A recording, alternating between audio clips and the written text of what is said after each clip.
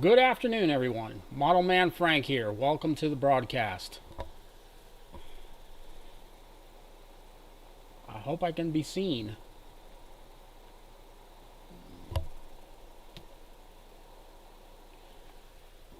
Welcome, everyone. Model Man Frank here. We are live today. Anybody watching this on playback, please hit the thumbs up button, like and subscribe the video. And just to give you guys all a heads up, we're now on Patreon. I'll be posting more things on Patreon. If you want to join, it's free to join Patreon. If you'd like to support the channel, you can do so right there. As a matter of fact, right here. Here's the name, Model Man Frank. You just follow me there, and you're gonna see more stuff on there than you will see on. I don't go on any other to share the page or anything like that. I don't go on anybody else's Twitter X. I don't know what they changed it to, and Facebook and all that sort of stuff. So go to the Patreon page. You'll see stuff on there, and I'll be on that all the time. Posting things about aviation and the RC planes and all that sort of stuff. So tonight we're going to talk about. I know I had said that I was in the title section. We were going to talk about Boeing 737 and 727. I want to really concentrate on doing 737 in its own video. There's just so much content to be talking about the 737, and with recent events that have happened, it warrants its own video. So in tonight's broadcast, we're going to talk about the 727.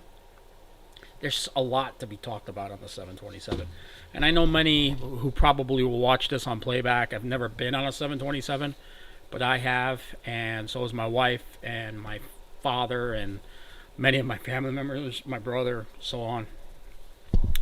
I grew up in the 80s, when the 70s and 80s and into the 90s, where the 727 was the mainstay of many different airlines. Something that you could see that, remember I was telling you that you could bring over from the 727 was that nose plug and the fuselage. When the 727 was first conceived, the 707 was already in flight. It was already being used, and it was already going on. Pan Am was flying it, TWA, all those other companies were already flying the aircraft. And the 727 was coming into its own. So Boeing saw an opportunity where not a lot of people were out there. You had your prop-driven airplanes, but there was no small jet aircraft being used at that time.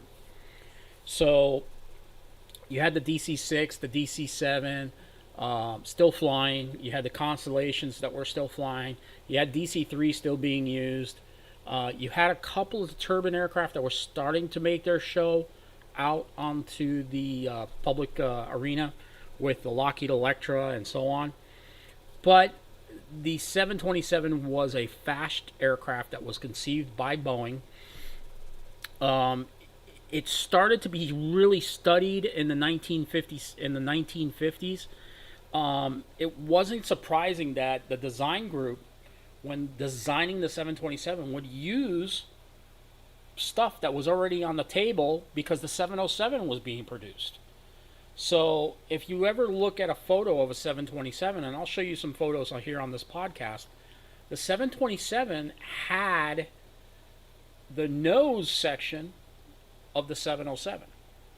It kind of had the same layout in the cockpit. You had the flight engineer, you had the co-pilot, and the captain.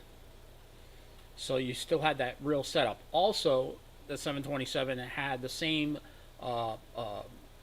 passenger configuration. The very first ones that came out was the 727-100. So the first model 727 actually flew. I just misplaced one of my notes here. So sorry about this. The first model 727 flew in 1962.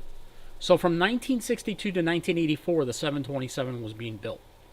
It was actually flown from 19 was being built. This from 1962 to 1984, they were all built.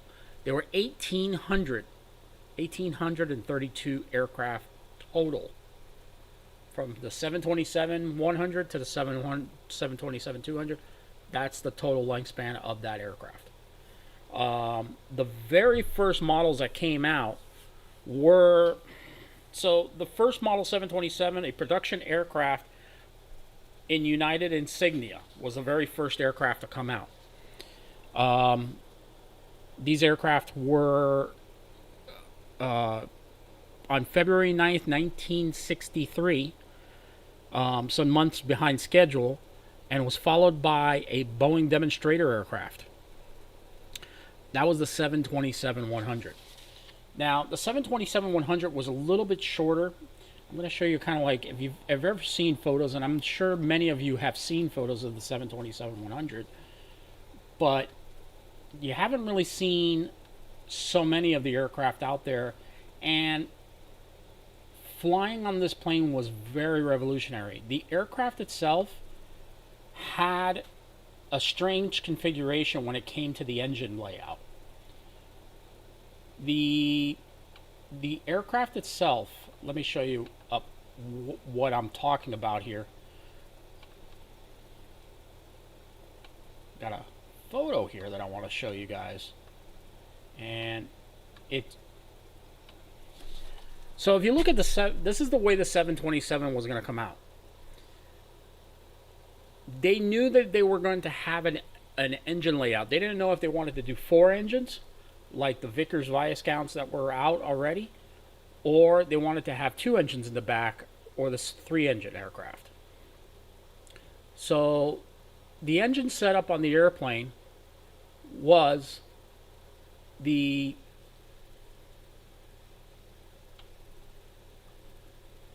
that picture a little bigger there. So the 727 had an overhead engine, and then it would basically sloop down, and then you'd have the air intake was on the top, as you can see in the photo. The really revolutionary thing was, since the 727 didn't have engine pods on the wings, they could make the wing especially neat. It was a very strong wing, very well load bearing wing that would actually be able to provide enough lift for the aircraft. But the engine design was very unique. It was JT8 D9 turbofans that were going to be used on this plane. So you had that top nacelle. The engine was located in the tail for that third engine. So you would have the engine, the air would come in over the fuselage and then down a tunnel and then into the intake system of the engine itself. The 100 and the 200 would have that setup. The 727 was the only Boeing model that would come up with this type of engine setup. No other aircraft that Boeing created had this type of setup here. This was revolutionary for this time. Nobody else was going to have a plane that was in this configuration. So to have this type of got myself covered up here with the photo. Let me get myself out of here so I can show you it. So the way that the plane was set up, 727, as you can tell in this diagram here, is a little bit of a smaller aircraft. Okay, by a number of seats. The 727-100 were initially initiated by Eastern Airlines. Eastern Airlines was just as big as Pan Am at the time. Pan Am was not the first purchaser of the aircraft. Eastern Airlines started flying them. Both companies, it was United Airlines and then Eastern Airlines. On February 1st, 1964, both companies discovered very quickly that there were teething problems with the aircraft, little things here and there, and very minimal problems, and even greater importance in the long term that the 727 would eventually. Now, this aircraft did have some incidents that happened, but mostly these incidents that happened with the 727 accident wise and cause of death were 90% of them were pilot error. Um, the fuselage utilized the upper lobe, very important, the upper lobe section of the 707, and the whole fuselage was round. The 707 nose would live on in the next aircraft, which we'll be talking about later on in other uh, videos. But the 727, again, was the very first tri-jet in this type of arrangement for what it was going to be used. It was going to be used for short haul, kind of like the regional jet market of today. In the regional jet market of today, we have the Embraer 170s, the 180s, you have all the CRJs. The 727-100 was going to be the CRJs of that time, of the 1970s and 80s.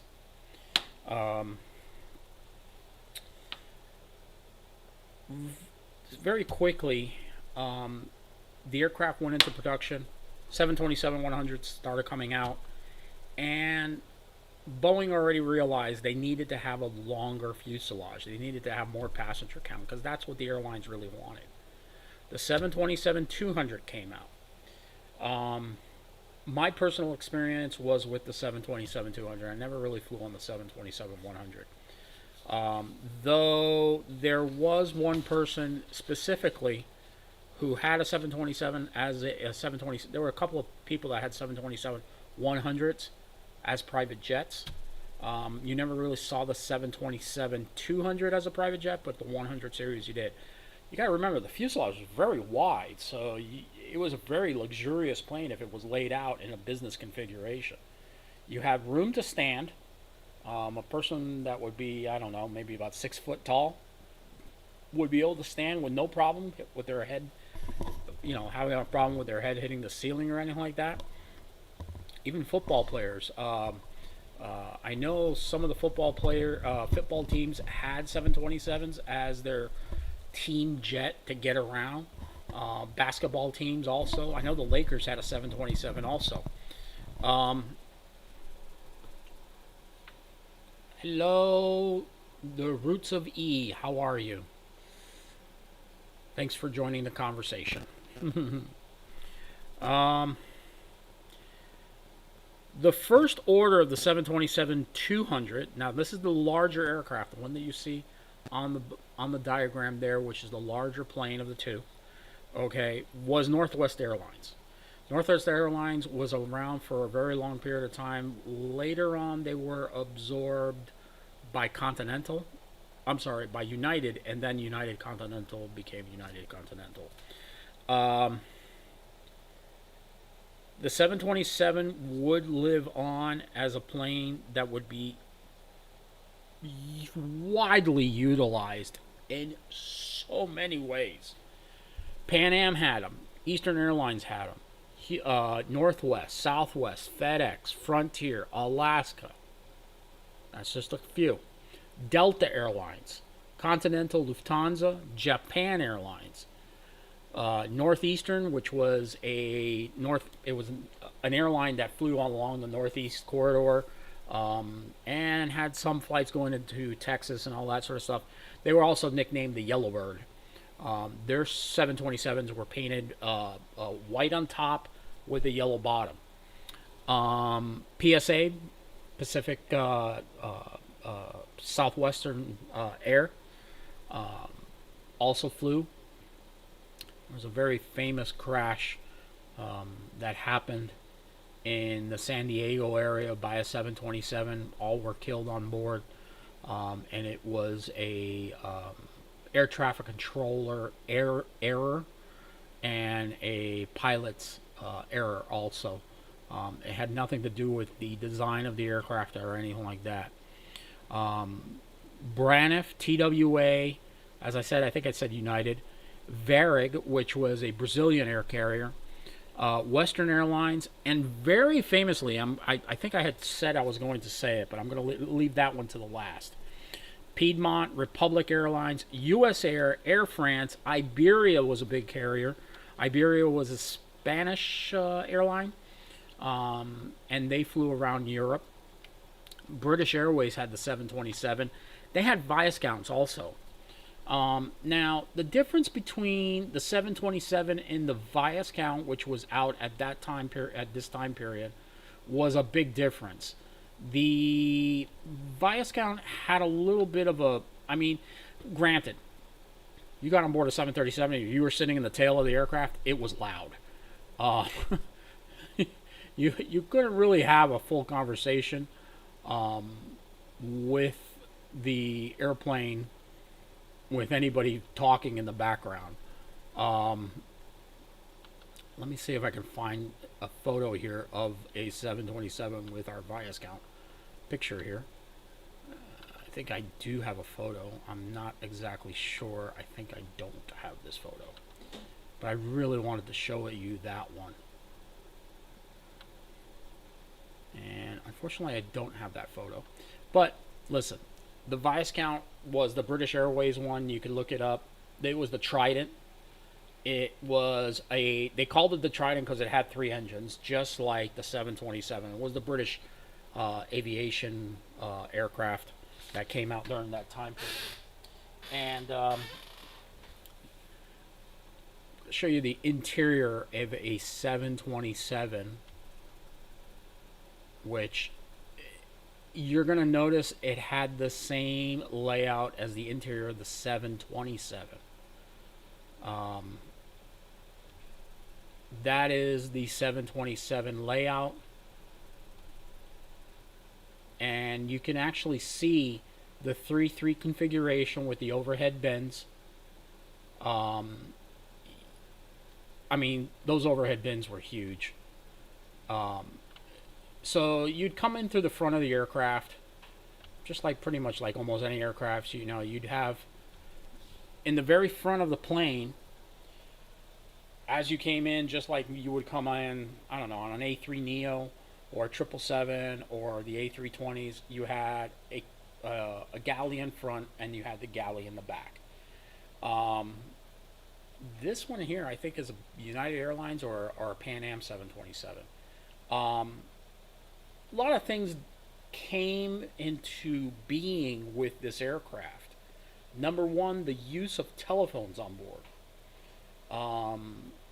My wife, who used to work for Pan Am, we were having a conversation about the 727s and the phones that they had on board. So as you're looking at the seats on the seat configuration, on the back of the headrest was, it was a telephone, and it was kind of like situated like this on the back, and you had to basically put in your credit card. So you would punch your credit. I think you either swiped it along the phone, or they did it by number. I'm not exactly how sure because I never really used that phone.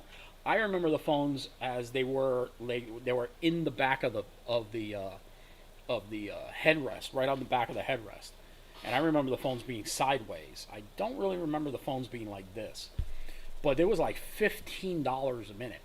Can you imagine paying $15 a minute for a phone? That was a real fast conversation. I'm going to be landing really quick. We're just holding. Talk to you later. Bye. In 2 minutes, you're paying $30. So, Eastern Airlines operated the 727. It was they had what was called connection flights, major hub to major hub. So Pan Am had the shuttle. Eastern Airlines had a shuttle also. Different airports along the Northeast Corridor. Also the Miami to like Tallahassee or Georgia shuttles. So Pan Am had their 727s. You would take off from LaGuardia Airport and you would fly to Ronald Reagan Airport, which at that time was National Airport, uh, and U.S. National, which was right there on the Potomac River, which later on became Ronald Reagan because Ronald Reagan was still alive at the time period. So you had that going on. So very interesting on the 727 shuttle. You would have I don't know. Today, I think they give you just like a bag of peanuts if you're going on a very short haul. They kind of like roll down and hey, do you want soda or you want this and that? Well, on the 727 on the shuttle flights, they would give you a blender's bagel and like different. They would give you different food options. You would have grapes. What else? There was. I'm going to show you guys a photo. This is what we used to get if you were on a 727. As a matter of fact, if you were on any shuttle flight, you got this type of meal. It was not. It wasn't a real. I mean, it wasn't a real like lunch or dinner style meal because it was a really a short flight. It was probably, I think it was a 45-minute flight if I remember correctly. Um, it wasn't very long from takeoff to landing. Yeah, it was between 45 to an hour, depending on the transition time of sitting on the ground and things like that. So on an airport on a shuttle flight going from let's say Boston Logan or from LaGuardia and going down to Washington D.C. If it was a morning flight, you got an orange juice or a coffee, and you either got a muffin or a bagel. And you also got your choices of little fruits like either red grapes or white grapes or some strawberries or some peanuts or not really like potato chips or anything like that. You know, and yes, you like the Roots of E says, you engaged in conversation with the person next to you. Now, remember, it's a 3-3 configuration. If you had the aisle seat, um, you would get hit by the cart going by, but you actually had a conversation. So you weren't down on your phone. You were actually talking, and there would be magazines in the little pamphlet holder there. You could look through a magazine or read the newspaper or read a good book. The seats on board were very comfortable.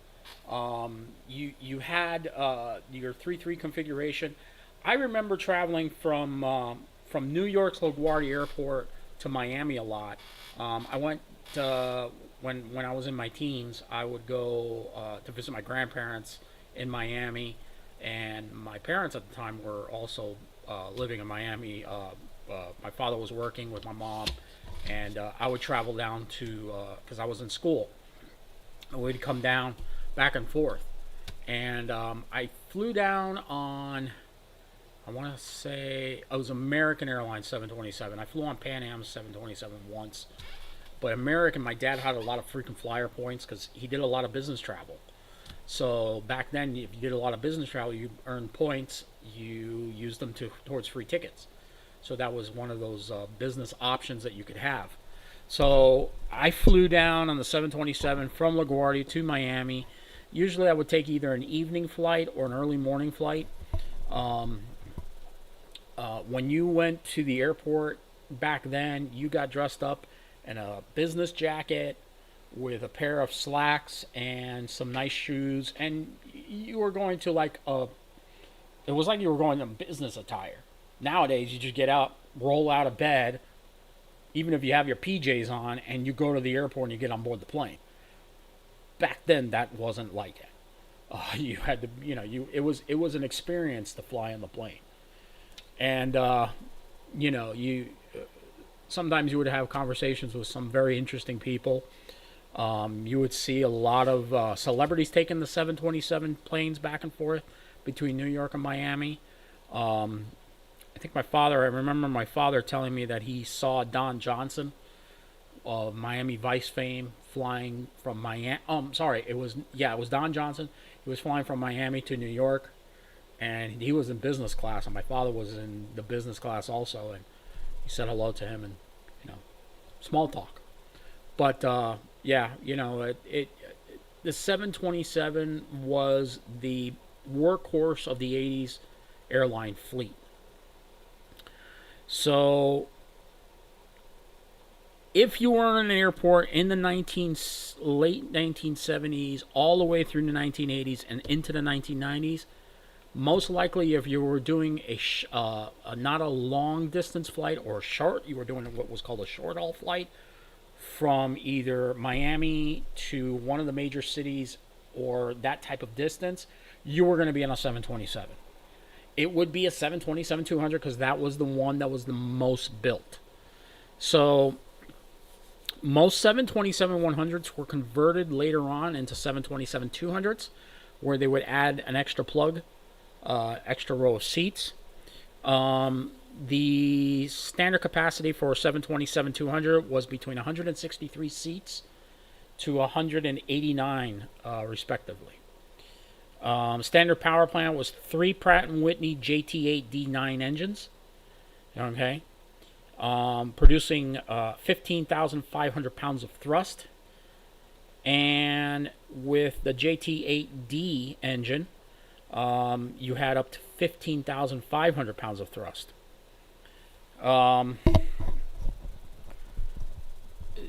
Later on, as time went on, the 727 started going into smaller. You really didn't want to do a long distance flight.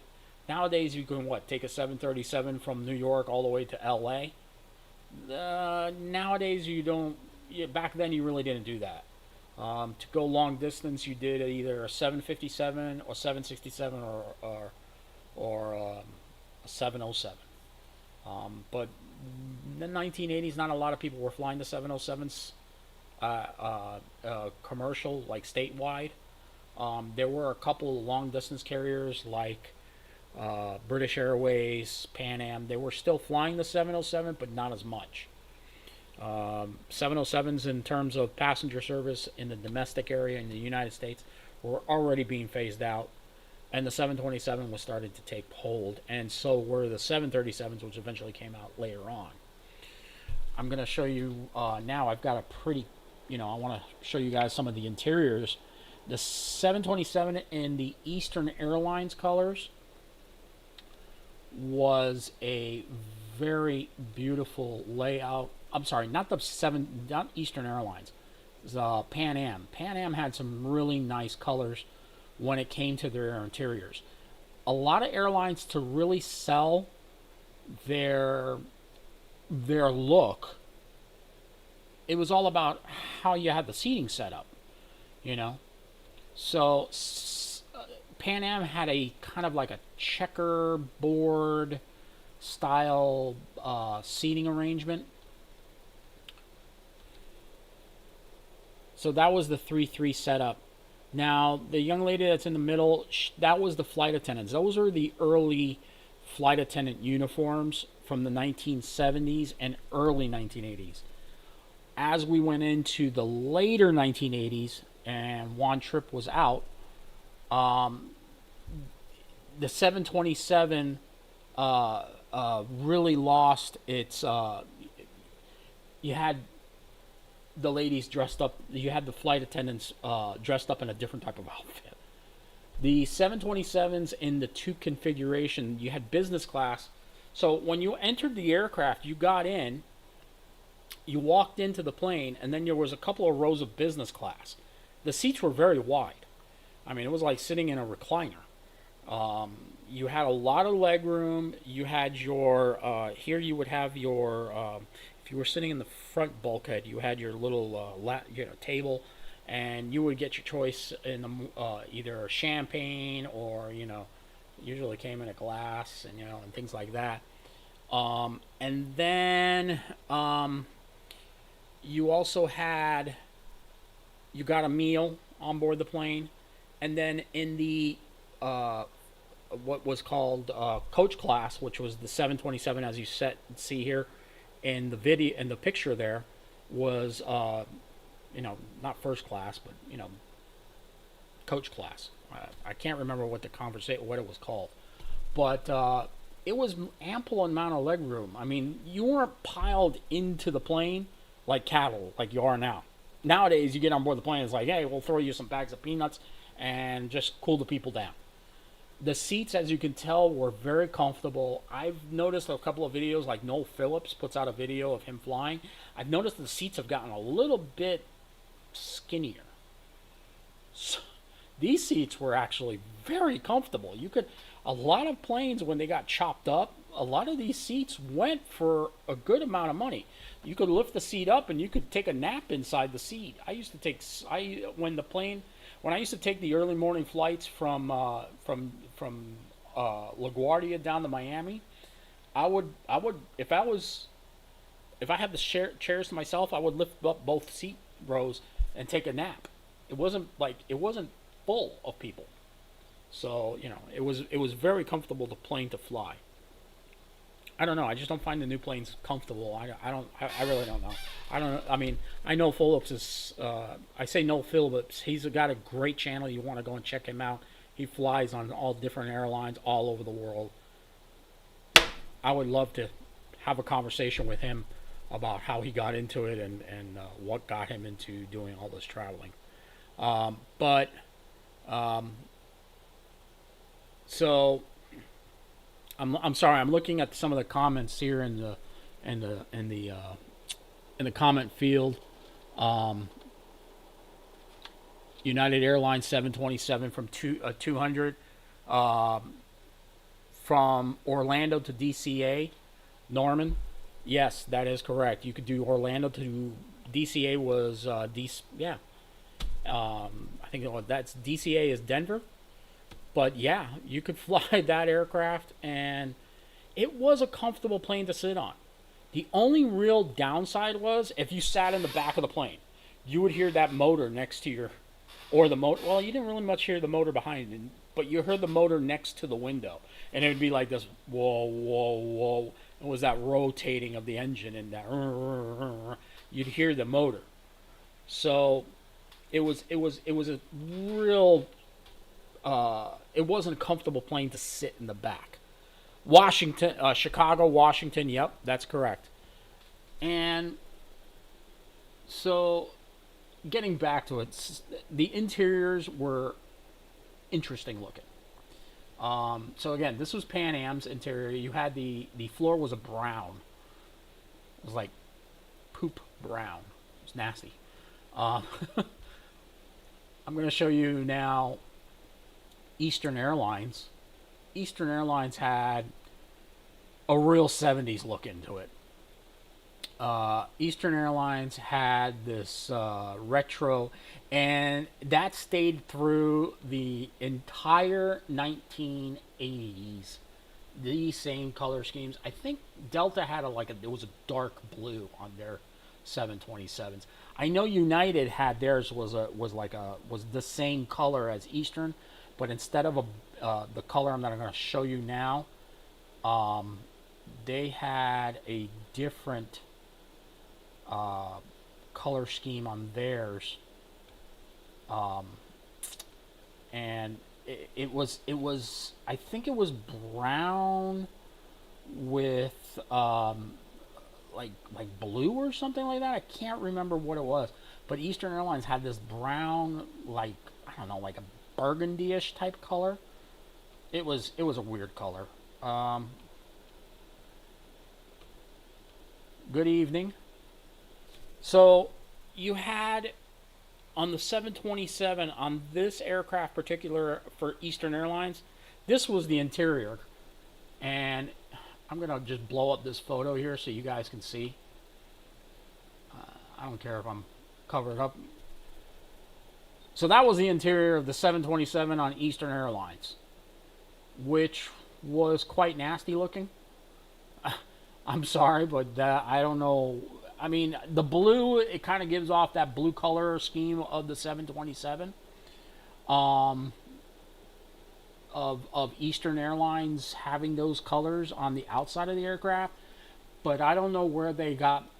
Whoever thought that brown with retro orange, I mean, that just shows dirt real well. Uh, I flew on that aircraft a lot of times. I had family that worked for Eastern for a long time. all the way until the Frank Loenzo and all those times in the unions and all that sort of stuff. Um, Back then, flying was a total different thing. Like I said, you got dressed, you put on you put on your nice, like, you could wear a shirt like this underneath, but you had to have a jacket on because it was cold on board the plane. And then you got on board your flight, your plane would take off, and just talking about it, it's bringing me back so many memories. And it was like it was one of those things that you just flying back then was just so cool, you know. And like I said, you know, like Roots of E even said, you had a conversation with the person next to you, probably either made a new friend or you know somebody to have a real. Some people you didn't want to talk to. Some people just wanted to be there, drink their eat their peanuts, and have their drink and get to their destination. But other people, some people would get on the plane and take a nap. Others would be really enthralled in having a conversation with you because you didn't have cell phones. Um, if you were on a little bit of a longer flight, sometimes they would show a movie, or if there was a delay, yeah, they would have a movie. On some of the 727s, there was screens in the middle later on in time. There was a little bit better time uh, uh, on board. Towards the 2000s, the 727 was already going into its next phase, which was cargo. Um, Cargo started to take over the 727. Something that the 727 had that no other aircraft at that time period had was the configuration, the way that the aircraft was set up. So, because of the way that the plane was set up, it was set up for a unique position. This airplane here, this is the Eastern Airlines Color 727. The way that the engines were situated on the back half of that, uh, next to the tail, and the landing gear was underneath the wings. If the plane had to land on an unimprovised runway, you would not have kickback. Now, what do I mean by kickback? I mean you would not have rocks being thrown up from the wheels and being blasted into the engine and destroying the engine. So this plane had a really unique something that you could really do with this plane is land in unimprovised runways. So cargo carrying like into Africa or South America into the jungle, you could do with this plane. So a lot of the cargo carriers that purchased old 727s from Pan Am, Eastern, everybody was phasing them out of the passenger role. They went on into the cargo role. Amerijet was one of the big purchasers of a lot of these old 727s already. 727 was already getting old. It was already 25 years, almost 30 years old. So the plane started to move into its next phase and next life as a cargo carrier. Aeromexico, Mexicana Airlines, FedEx had a bunch of them. DHL had one or two. The United States Post Office actually had 727s. They were leased from another company, but they had their logo. Air America, which is, as we all know, Air America is Southern Air Transport, which is a subsidiary of the CIA. Um, they, they had the aircraft. The military had them. They were C-92s, I believe, and they used that as a cargo carrier. Something interesting about this aircraft also, right below the tail where the engine is, as you see that back tail come down, that actually had a stairs that would call down, and it had a vein that would come down. It was called. Does anybody know what that vein was called? It's called a Cooper vein. The reason that Cooper vein was made was because D.B. Cooper, very famous hijacker, stole a bunch of money, I think it was a DC-9 that he was able to walk down, and he jumped. Nobody knows whatever happened to him. They don't know if he jumped to his death or whatever. but he portrayed that he had a bomb on board. He got $1 million, and he jumped out of a plane. He had them fly down 10,000 feet. So this aircraft had what was called a Cooper vane. That if that vane was actually popped out, those air stairs could not come down. So this plane had an air stairs. If you went into an airport that didn't have the stairs to be able to make it, or a bridgeway to get you out to the plane, they would put those stairs down, and that's how you got in and out of the aircraft. It was through the tail of the plane. So this plane. So one of the persons that I think I had said that last week's conversation. Oh yeah, there was that. You're right about that. The Colombian and the Mexican drug cartels did own some 727s. They still do today, because you can fly it into a dirt run straight. But getting back to my conversation point, the one person that had a 727 that was very famous, when you took off from LaGuardia Airport, his plane was always on the tarmac, and he would use it for business trips, and it was painted in what colors? Black and red and white. Trump Airways. Trump Airlines was an airline that Donald Trump had. It only lasted 2 years, and it was all catered to the business class. So it was basically, it was like you were getting on a private jet. The Trump logo was on the side of the plane, and his plane was a 727-200 with winglets.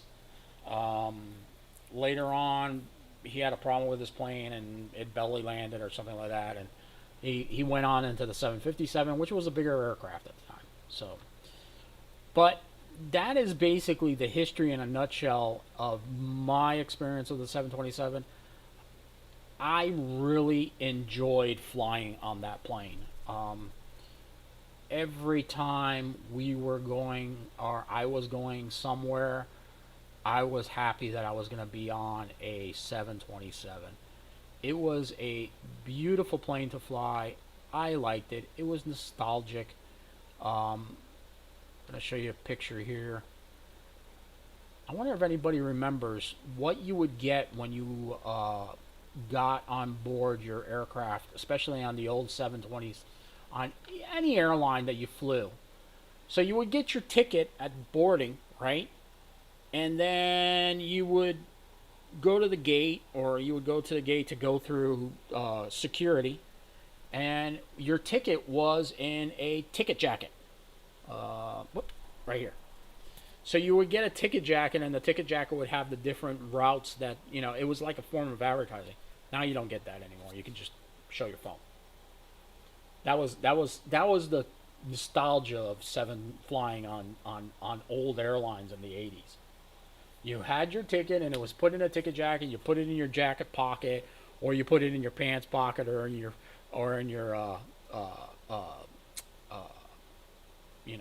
your briefcase or whatever. But you had ticket jackets. So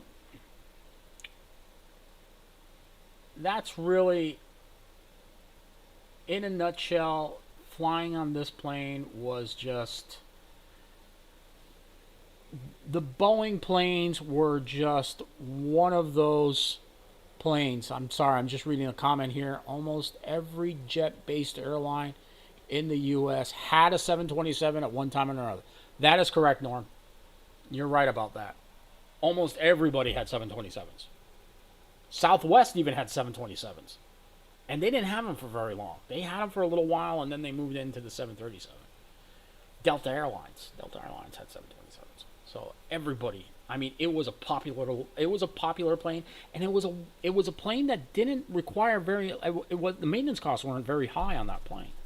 Yeah, you had 3 engines, but if you lost one engine, you could still fly on 2, and you could take off with 2, even if you lost the one engine on takeoff. So,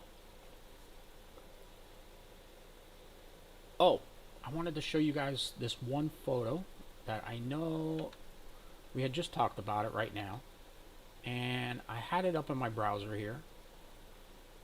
So if you flew out of LaGuardia and you were getting ready for takeoff because somebody didn't have a hangar, That was Trump's airplane. You would, anytime you took off from LaGuardia, especially on the other side of the terminal in the commercial airlines, the commercial terminal, you always saw this plane parked over by, by the old terminal, parked in its place. He didn't have a hangar for it, so the plane sat outside. I think it went to another person, and later on it was used as a charter aircraft for a while also. But that was Trump's 727 at the time. So I think King Hussein even had a 727 also. I tried looking around for that photo. I couldn't find it. If you're ever in... There's a couple of museums you could go to. The Everett Washington Museum has a 727 you can walk through. Excuse me. If you go to Sun and Fun, the Florida Air Museum there, they have a Piedmont Airlines 727. And you can walk inside of it. The plane's sitting up on stilts. There's a couple other airliners, a couple other air museums around the country that have 727s you can sit in. But it was a time period that it was just a lot of nostalgia, and it was one of those great things to be able to do. But as I said, it was one of those things that you really it's a time period that will always be forgotten. And but listen, next week we're going to talk about the 767. And as a matter of fact, I'm sorry, we're not going to talk about the 767. I'm going to come out and we're going to talk about the 757. That is a unique aircraft, and that was Boeing created that plane. If you're watching, please hit the likes, the thumbs up button, like this video for the algorithm, and if you can, again, follow me on Patreon. I do a lot of picture posting on there, and I do some video posting. Patreon is a content creators free page. You can join. You can see content for free, or if you do want to subscribe to the channel, you know what? Subscribe to this channel here on YouTube. But if you want to support me, you can go on there also and support the page, and you can follow me there. And it's Model Man Frank, same way you see it here, and you can follow me there. And again, I will post stuff on there that you will not see. I don't have Facebook for the page. I don't have Instagram. I don't have X or Twitter. I don't know what the heck they call it, or Reddit. I don't have it for this page. I post only on here on YouTube, on Patreon, and that's it. Follow me, patreon.com. Oh, sorry. You can follow me there, Model Man Frank. And there'll be a lot of other things I'll post there too about what I don't post here. Thank you very much for watching this broadcast. And again, please share the video if you can. And like and subscribe. And check out my other videos. Alright? So great night. Everybody have a blessed week. And we'll talk to you guys next time.